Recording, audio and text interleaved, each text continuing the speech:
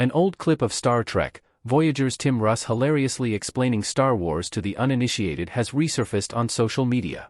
Star Trek and Star Wars have always had a friendly rivalry, riffed upon by comedians for decades. The comically exaggerated rivalry is likely rooted in Star Wars and Star Trek being the biggest science fiction franchises.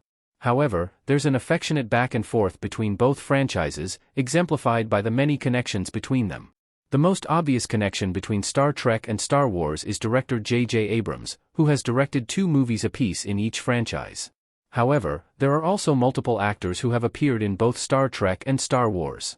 Another connection between both franchises is the influence of the 1950s Flash Gordon serials on both Star Wars and the Captain Proton alter ego of Star Trek, Voyager's Lieutenant Tom Paris, Robert Duncan McNeil, which perhaps makes Tim Russ uniquely qualified to hilariously explain the plot of Star Wars Episode IV, A New Hope.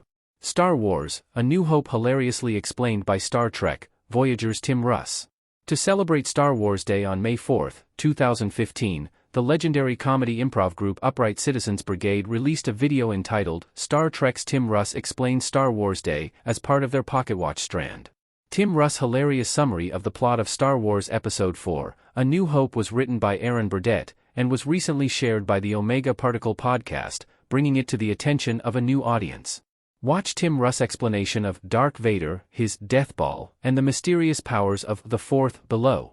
Tim Russ' work with the Upright Citizens Brigade on the hilarious Star Wars explainer video demonstrates comic chops that he was rarely able to display as Star Trek, Voyager's Tuvok.